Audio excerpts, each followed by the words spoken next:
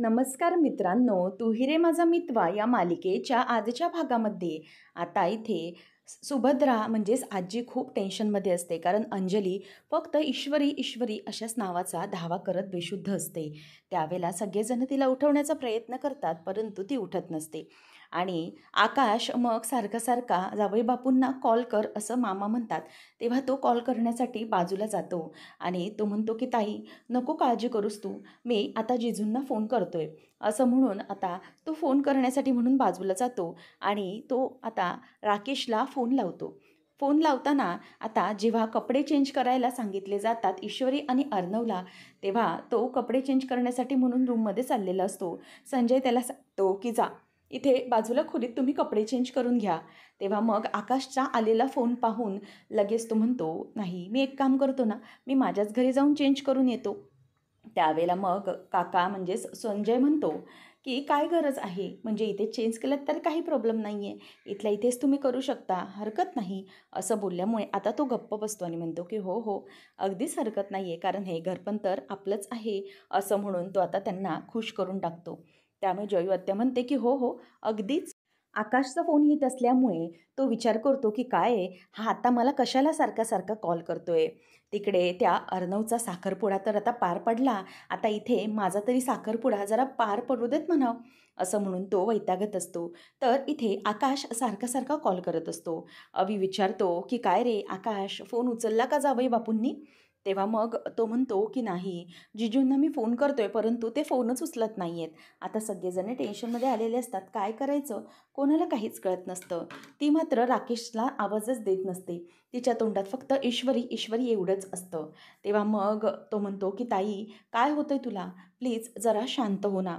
परंतु अवी म्हणायला लागतो की हे बघ अंजली, नको काळजी करूस, ईश्वरी आहे इथेच आहे, ती कुठेच गेलेली नाही आहे. तेव्हा मग तुला ईश्वरीची आठवण येते ते कळतंय मला. मग त्यानंतर तो मुद्दामच आजीला टोचून बोलण्याचा प्रयत्न करतो, जेणेकरून आजीने समोरून बोलावं की चिंटू जा आणि ईश्वरीला तू फोन कर. त्यावेळेला मग ईश्वरी ईश्वरी असं ती बोलत असते. तेव्हा मात्र आजीला खूप वाईट वाटत असतं. कारण इतकं सगळं होऊनही अंजलीला त्रास होतोय तो म्हणजे ईश्वरीबद्दल. आणि ईश्वरीची ओढ तिला इतकी लागलेली आहे की ती सारखं शुद्धीत नसतानाही तिचंच नाव घेते. तेव्हा मग आता आजीला मात्र सहन होत नाही तिचा तो त्रास. आजी म्हणते की चिंटू, एक काम कर, तू ईश्वरीला फोन कर आणि तिला सांग की अंजलीची तब्येत ठीक नाही आहे, तिला जरा इकडे यायला सांग. तेव्हा तो म्हणतो की हो मी कॉल करतो. नंतर आजी म्हणते की अंजली बाळा शांत हो हां, चिंटू ईश्वरीला बोलावून घेतोय, शांत हो. तेव्हा मग अर्णव तिला कॉल करत असतो. तर इकडे ईश्वरी ही दुसरी साडी चेंज करून म्हणजेच नवऱ्याकडची साडी चेंज करून बाहेर नम्रतासोबत येत असते. त्याच वेळेला ईश्वरीचा फोन तिच्या रूममध्ये असतो आणि म्हणूनच तो फोन वाजत असताना तिला काही त्या फोनचा बाहेर असल्यामुळे आवाज वगैरे येत नाही. नंतर मग आता इथे ती जेव्हा साडी नेसून बाहेर येते त्यावेळेला सगळेजण तिच्याकडे बघतच राहतात, राकेशही. तेव्हा आता लगेच सुप्रिया म्हणते की अरे वा, खूपच सुंदर दिसते माझी इशू. आणि हो राकेशजी, तुमचा साडीचा चॉईस मात्र फारच सुंदर बरं का, खूप छान साडी घेतली आहे तुम्ही. असं ती त्याचंही कौतुक करते. त्यावेळेला मग अवी म्हणतो की काय झालं, अरे जावई बापू फोन उचलतात की नाही, काय चाललंय काय. तेव्हा आता पुढे अर्णव पण फोन लावत असतो. अर्णवचा फोनही ईश्वरी उचलत नसते. तेव्हा आता अर्णव पण जरा टेन्शनमध्ये असतो की काय होत असेल, फोन का बरं उचलत नसेल. म्हणूनच आता तो म्हणतो की नाही, ईश्वरी फोनच उचलत नाही आहे. तेव्हा आता ईश्वरी आल्याबरोबर सुप्रियाने तिचं कौतुक करून तिला सांगितलेलं असतं की या. आणि जयू म्हणते की हो बाळा बस, मुहूर्ताची वेळ टळायला नको. म्हणूनच आता ईश्वरी ही तिच्या चेहऱ्यावर अगदी असा भरपूर असा आनंदच नसतो. कारण खरं तर राकेशची एंगेजमेंट होत असताना त्याचा आनंद तिला फारसा झालेला नसतोच. म्हणून ती अशीच जराशी नाराजसारखी असते. म्हणूनच ती आता पाटावर येऊन बसते. जयू तिच्याजवळ पुढे पदर घेऊन बस असं सांगते आणि ती राकेशकडे बघते. तेव्हा राकेश अगदी आनंदाने तिच्याकडे स्माईल देऊन बघत असतो. परंतु ईश्वरी तिचं अजिबातच त्याच्याकडे लक्ष नसतं. संजय, सुप्रिया, बाकीचे सगळे घरातले खूप आनंदात असतात. कारण आपली ईश्वरी ही फायनली चांगल्या घरी जाणार, तिचा संसार खूप छान मुलाबरोबर होणार अशी त्यांची स्वप्न असतात. म्हणूनच त्यांना काहीही वाटत नसतं. असतं. तर इथे अर्णव सांगतो की नाही, मिस इंदोर कॉल उचलत नाही आहे. काय माहिती, मे बी तिथे एंगेजमेंट वगैरे असेल म्हणून आवाज नसेल जात. तेव्हा मग अवी म्हणतो की मी काय म्हणतोय अर्णव, तू तिकडे जा ना आणि तिकडे जाऊन परिस्थितीचा अंदाज घे आणि तूच तिला इकडे घेऊन आलास तर बरं झालं असतं. म्हणजे कसं आहे ना, तिथे काही वेगळाच चालू असेल तर. त्यामुळे आता राकेश फोन उचलतायत का, असं टेन्शन सगळ्यांना येत असतं. आकाश म्हणतो की नाही, जीजू पण अजून फोन उचलत नाही आहेत. मी खूप वेळा त्यांना फोन ट्राय केले, पण आता काय करायचं? त्यावर आता आजी लगेच अवीचं म्हणणं खरं करत म्हणते की हो, बरोबर आहे. एक काम कर चिंटू, तू तू ना जा. तू सरळ ईश्वरीच्या घरीच जा आणि तिला रिक्वेस्ट कर तिकडे, की अंजलीची तब्येत खूप खराब आहे आणि ती बेशुद्ध पडली आहे. तुझंच नाव घेते मग तू एक काम कर, तू तिकडे जा आणि तिला तुझ्याच गाडीतून घेऊन ये. म्हणजे कसं आहे, लवकरात लवकर अंजलीची तब्येत बरी होईल. त्यानंतर मग आता आजी तिच्याकडे बघतच राहते आणि अंजलीला म्हणते की बाळा नको काळजी करूस आणि चिंटू तू जा आता ताबडतोब जाऊन तिला घेऊन ये. तेव्हा मग मामाही लगेच म्हणतो की हो हो चिंटू, अरे आईचं बोलणं अगदी बरोबर आहे. ईश्वरीला जर तू आणलंस तर आपल्या अंजलीला तेवढ्यातच लवकर बरं वाटेल ना. जा, ती दोन जीवांची आहे, तिला असा त्रास नको व्हायला. त्यावेळेला आता पटकन जा जा असं तो त्याला बोलायला लागतो. कारण त्याच्याही मनातच असतं की जर ईश्वरीची एंगेजमेंट होत असेल तर ती अडवली जाईल. म्हणून ती पटकनच तो जायला सांगतो. त्याचबरोबर इथे आता अर्णव कसलाही विचार न करता पटकन पळतो. ताई मी आलोच जाऊन, असं फक्त तो तिला सांगतो. आकाश वैतागतो की जिजूंचं काय होतंय ना काहीच कळत नाही आहे. ते सारखे सारखे फोनच उचलत नाही आहेत, काय करायचं? तेव्हा ती मात्र राकेशचा विचारच नाही करत, ती ईश्वरीबद्दलच बोलत असते. तर आता अंगठी घालत असताना देखील आकाशचे सारखे फोन येत असतात आणि असे सारखे सारखे फोन येताना पाहून लगेच संजय म्हणतो की अहो राकेशजी, जर तुम्हाला कुठला महत्त्वाचा फोन येत असेल तर तो फोन उचला ना. जर कोणाला काही अर्जंट काम असेल तर, असं तो बोलून दाखवतो. त्यावेळेला तर राकेश म्हणतो की हो म्हणजे मी उचलतोच, हा महत्त्वाचा फोन आहे. परंतु तरीही तो फोन घेत नाही. तो म्हणतो की नाही, आता या घडीला साखरपुडा हा जास्त महत्त्वाचा आहे, त्यामुळे तोच झाला पाहिजे नाही का, म्हणूनच मी आता फोन घेत नाही, असं तो बोलून दाखवतो. आणि त्यानंतर मग सुप्रिया आणि संजय अगदी कौतुकाने बघतात की यांना सगळ्या कोणाच्यापेक्षाही आमची ईश्वरी आता जास्त महत्त्वाची वाटते, म्हणून त्यांना आनंद होत असतो. तर इथे अर्णव आता भरधाव वेगाने गाडी घेऊन अगदी निघालेला असतो, कारण त्याला काहीही समोर दिसत नसतं, फक्त ईश्वरीला जाऊन भेटायचं आहे. आणि खरं तर त्याच्या मनात तेच असतं, फक्त ताईने हे सगळं गेल्यामुळे त्याला आता तिकडे जायला मिळालेलं असतं. म्हणजे स्वतःच्या मनातल्या ज्या काही भावना असतात त्या व्यक्त करण्याच्या वाट त्याला मिळालेली असते. त्याचबरोबर आता त्याला खूप आठवणी आठवतात ताईच्या आणि ईश्वरीच्या. कशाप्रकारे अंजली आणि ईश्वरी दोघे एकमेकांसोबत खूप खुश असायच्या आणि जेव्हा धान्य दळण्याची वेळ होती, म्हणजेच तो व्रत करायचं होतं, त्यावेळेला ते व्रत करतानाही अंजली त्यांच्यासोबत होती. अंजलीना दोघांनाही एकत्र असताना खूप आनंद झाला होता. नंतर जेव्हा ईश्वरीने आईची गोधडी अर्णवला वाढदिवसाची गिफ्ट म्हणून दिलेली असते, ती गोधडी पाहून अंजलीला पण खूप भरून आलेलं असतं. नंतर ईश्वरीने आईचा म्हणजे सात्विकाचा फोटो जळाला, त्यानंतर त्याच्यावर सॉरी म्हणण्यासाठी म्हणून त्याला एक मोठं गिफ्ट दिलेलं असतं. ते ओपन केल्यानंतर तो आईसोबतचा दोघांचा लहानपणीचा ताईचा आणि अर्णवचा फोटो असतो. तो पाहून दोघेही अगदी हळवे झालेले असतात. नंतर ईश्वरी अर्णवला भरवते. या सगळ्या गोष्टी त्याच्या डोळ्यासमोरून जातात आणि मिस इंदौर, काही झालं तरीही मी तुला घेऊन येणार, असाच विचार त्याच्या डोक्यामध्ये सुरू असतो. त्यावेळेला आता गुरुजी म्हणतात की चला, आता तुमचा मेन कार्यक्रम आलेला आहे, तो म्हणजे अंगठी घालण्याचा. अंगठी घातले की तुम्ही एकमेकांशी कायमचे आयुष्यात बांधले गेलेले आहात, म्हणजेच तुमचा साखरपुडा संपन्न झाला असं समजायचं. त्यावेळेला मग संजय आणि सुप्रिया म्हणतात की हो हो, खरंच अगदीच, म्हणजेच लग्नाच्या गाठी ज्या काही असतात त्या देवाच्या दारात बांधलेल्या असतात. आणि सुप्रिया म्हणायला लागते की हो हो, हेच खरं आहे आणि म्हणूनच तर आज आमच्या इशूचा आणि राकेशजींचा साखरपुडा होत आहे आणि हा साखरपुडा झाल्यानंतर आमची इशू कायमची राकेशजींची झाली, असं ते म्हणायला लागतात. तेव्हा मात्र राकेशला अगदी मनात आनंदाच्या उकळ्याच फुटत असतात, परंतु ईश्वरी त्यावर काहीच अगदी वेगळी रिॲक्शन देत नाही. नंतर पुन्हा एकदा राकेशचा फोन ठणाणा करायला लागतो. आता तो विचार करतो की काय करू, या आकाशला झालं आहे काय, इतका कसला याला फोन करायचा आहे. कशाबद्दल इतका फोन करतोय म्हणून तो जरा विचारच करत राहतो. अर्णव इकडे गाडीने निघालेलाच असतो आणि त्याला सारखी सारखी ईश्वरीची आठवण येत असते. ईश्वरीला कशाप्रकारे तो आय लव्ह यू बोलला होता, म्हणजेच मनातच. त्याबरोबर मिस इंदोर, तू खुश आहेस ना हे लग्न करतेस तर? तेव्हा ती हो मी खुश आहे. परंतु अर्णव सर तुमच्या मनाचं काय? तुम्ही तर खुश आहात ना? असं ती विचारते. तेव्हा मात्र अर्णव हा विचार करतच तिथे बसलेला असतो. त्यानंतर आता अर्णव हा खूप विचारांमध्ये असतो. गाडीमध्ये असताना त्याच्या डोक्यामध्ये खूप असे विचार सुरू असतात. त्यावेळेला मग आता संजय फायनली बोलतो की अहो राकेशजी, तुम्हाला सारखे सारखे फोन येत आहेत. तुम्ही एक काम करा, तुम्ही फोन उचला, नका विचार करू. तो फोन उचला, खूप महत्त्वाचा असेल तर. तेव्हा आता राकेश म्हणतो की हो हो, हा फोन ना खरंच खूप महत्त्वाचा आहे, त्यामुळे मला उचलला पाहिजे. त्यावेळेला राकेशला आता काही सुचत नाही. तो म्हणतो की ठीक आहे काका, मी फोन उचलतो हां, सॉरी, असं म्हणून तो जरा फोन उचलतो. ईश्वरी पण म्हणते की हो उचला फोन तुम्ही, काहीच प्रॉब्लेम नाही आहे. तेव्हा मग आता तो फोन घेतो आणि इथे आजी ही सारखी सारखी तिला शांत करते आणि म्हणते की काळजी करू नकोस बाळा, अंजली, ईश्वरी येत आहे. चिंटू गेलाय ना तिला आणण्यासाठी, येते ईश्वरी, तू शांत हो, असं म्हणून ती तिला शांत करत असते. त्यावेळेला मग आता राकेश म्हणत असतो की हॅलो, बोल काय झालं? तेव्हा मग आकाश म्हणतो की अहो जिजू, तुम्ही कुठे आहात? मी तुम्हाला कधीपासून फोन ट्राय करतोय. काय झालं विचारल्यावर तो सांगतो की अंजलीताईची तब्येत बिघडली आहे, ती अचानक बेशुद्ध पडली आहे. तेव्हा मग तो म्हणतो की काय, हे कधी झालं? आणि डॉक्टरला बोलवायचं ना? तेव्हा मग आकाश म्हणतो की हो, आम्ही डॉक्टरला बोलवलं आहे, मी फोन केला आहे, डॉक येतच आहेत, परंतु ताई सारखं सारखं ईश्वरीचं नाव घेते, त्यामुळे अर्णवदादा इथून निघाला आहे ईश्वरीला आणण्यासाठी. तो ईश्वरीला घेऊन येईलच, तोपर्यंत प्लीज तुम्ही पण जिथून कुठून या, कारण का ताईला सारखी सारखे म्हणजे चक्कर येते, त्यामुळे प्लीज लवकर तुम्ही या. तेव्हा तो उठून उभा राहतो. सगळेजण विचारतात काय झालं?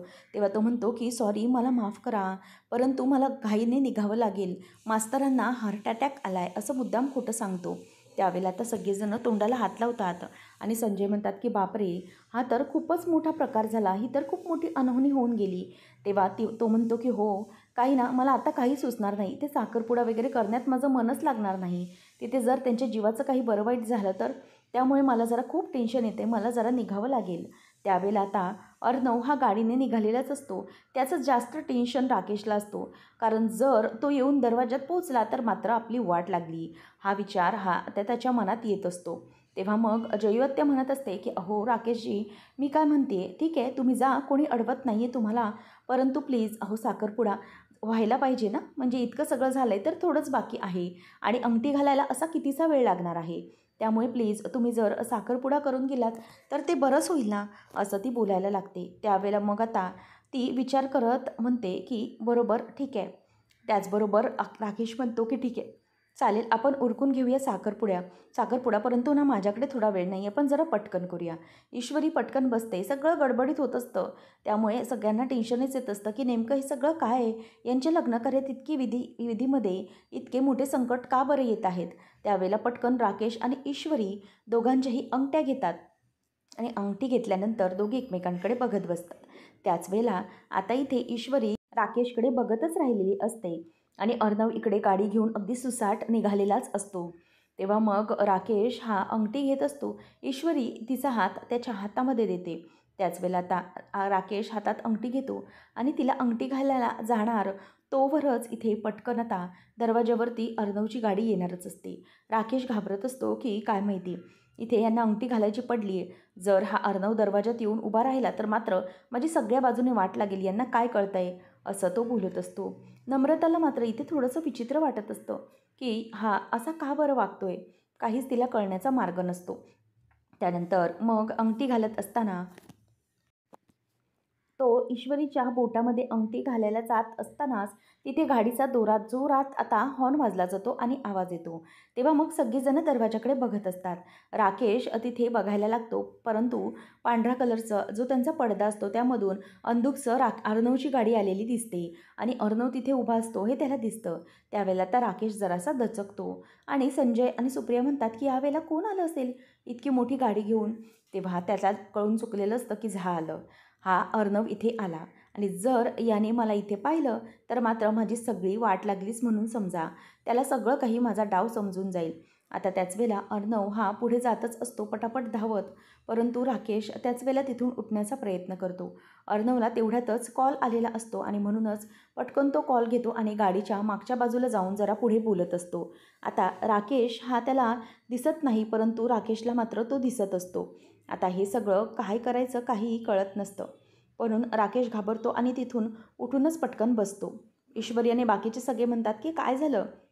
घरातले सगळे त्याच्याकडे बघतच राहतात आणि ईश्वरीच्या हातात घालत असताना अंगठी ही जमिनीवर समोर जाऊन हातातून पडते. सगळेजण विचार करतात की असं काय झालंय, राकेशजी का बरं थांबले आहेत. संजय म्हणतो की राकेशजी अहो काय झालं. तेव्हा तो उठून उभा राहतो आणि म्हणतो की नाही नाही बाबा, हे ना मला काही संकेत व्यवस्थित मिळत नाही आहेत, म्हणजे अंगठी घालत असताना पण पडली आहे. राहू देत, एक काम करूया आपण ना, हा साखरपुडा नंतरच करूया, म्हणजे काही उगीचच माझ्या तिकडे व्हायला नको. माझं खरंच लक्ष नाही आहे इथे, कारण सगळं लक्ष मास्तरांकडे लागले. मला जरा गावाला गेलं पाहिजे असा विचार तो करत असतो. तेवढ्यातच इथे आकाश हा अर्णवला फोन लावतो आणि म्हणतो की दादा मला सांग, तू ईश्वरीच्या इथे गेलास का. त्यावेळेला मग तो म्हणतो की हो, मी आता तिच्या दरवाजाच्या इथेच आलेलो आहे. आकाश सांगतो की दादा, मी कॉल केला होता, राकेश जिजूंनी उचललाय आणि तेही येतच आहेत आता, मग ते येतील आणि तू ईश्वरीला लवकर घेऊन ये.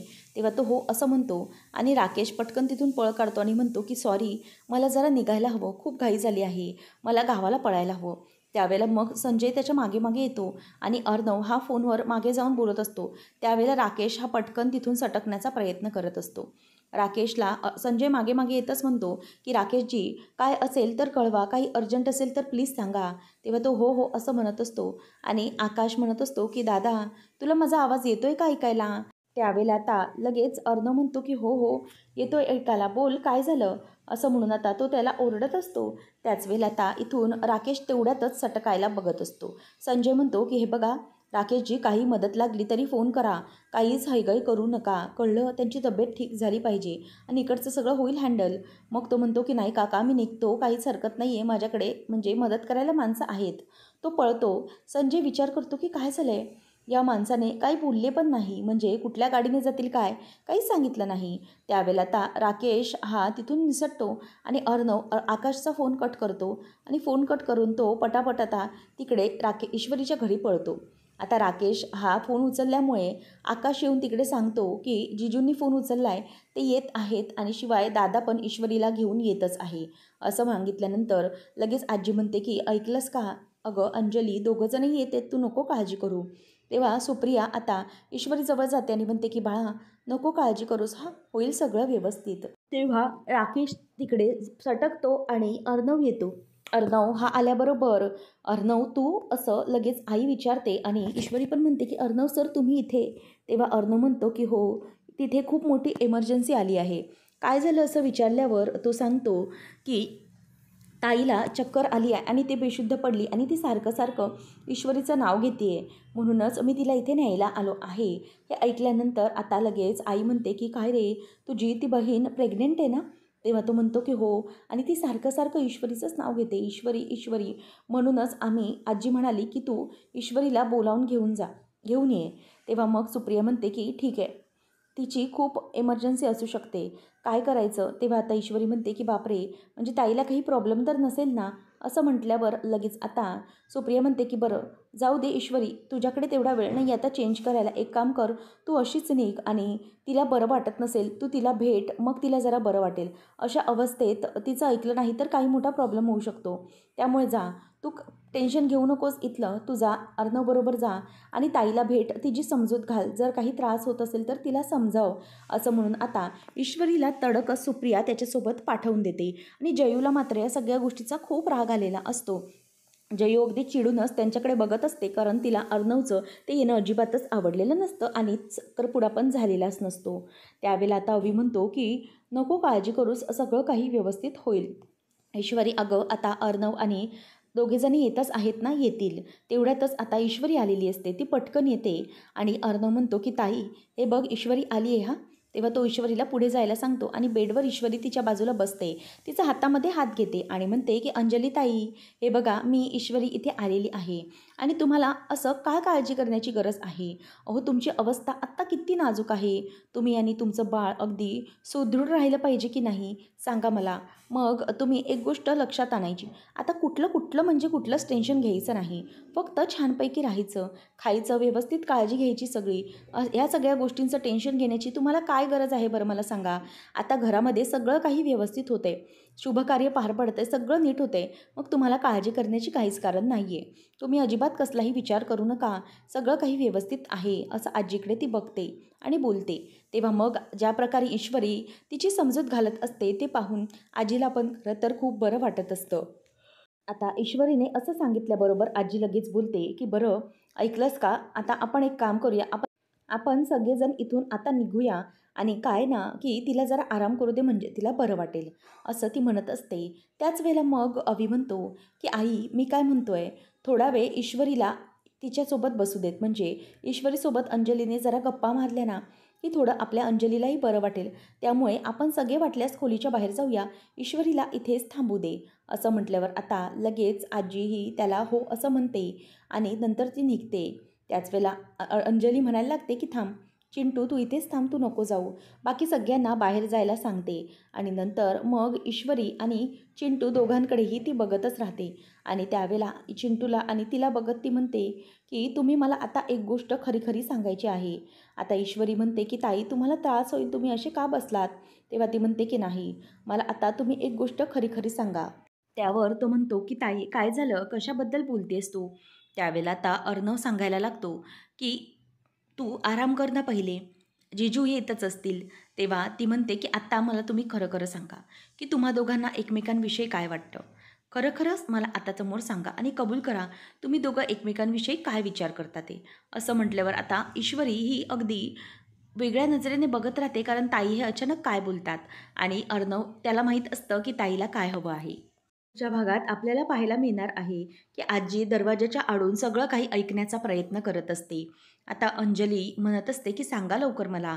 ईश्वरी सांगते की खरंच अर्णव सरांसारखा चांगला माणूस मी कुठेही पाहिला नाही. अर्णव सर हे पैशाबद्दल नाही तर इन्सानियत जपतात.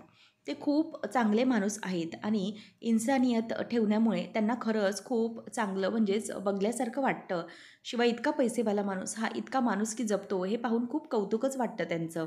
म्हणूनच मला एकच वाटतं की अर्णव सरांनी जी माझ्याशी मैत्री केली आहे ना, त्यामुळे मी स्वतःला खूप भाग्यवान समजते की मी त्यांची मैत्रीण आहे. असं बोलल्यामुळे ते आता आजीचेही डोळे भरून आलेले असतात. ईश्वरी अर्णव निघालेले असताना ईश्वरीला जरासा कसरल्यासारखं होतं, त्यामुळे पटकनच ती पडणार तोवरच अर्णव तिला आता पटकन पकडतो आणि ईश्वरी आणि अर्णव एकमेकांच्या डोळ्याकडेच बघत राहिलेले असतात. अर्णव ईश्वरीने एकमेकांचे खांदे हात धरलेले असतात. लावण्या तेवढ्यातच तिथे आलेली असते आणि लावण्या त्या दोघांनाही असं एकत्र असताना पाहते आणि ते पाहून आता तिला एकदम मोठा धक्काच बसतो. तर घरी ईश्वरी येते तेव्हा संजय म्हणतो की तो अर्णव इथे आला ना ना काहीतरी प्रॉब्लेम होतच असतो. तो अर्णव इथे आला आणि इतका सगळा मोठा प्रॉब्लेम घडून गेला. हे सगळं त्याच्यामुळेच घडलं आहे खरं तर. मला तर वाटतंय ना की तो अर्णव ना त्याने इथे येणंच त्याचं बंद झालं पाहिजे आणि अशा लोकांशी आपल्याला संबंधच ठेवायला नको खरं तर. कारण किती काही झालं तरीही हे लोक असतात ते पैसेवाले असतात, परंतु आपल्याला त्यांच्यासोबत ही अशी मैत्री ही परवडणारीच नाही आहे. म्हणूनच हे सगळं नकोच आता. असं सरळ म्हणजे असं सरळ अर्णवबद्दल सांगितल्याबरोबर ईश्वरी आणि सुप्रिया यांना धक्काच बसतो. आता ईश्वरी ही बाबांचं बोलणं फेटाळून लावून अर्णवचं महत्त्व त्यांना पटवून देऊ शकेल का, हे पाहणं रंजक ठरेल. अशाच अपडेट्ससाठी चॅनलला सबस्क्राईब करा.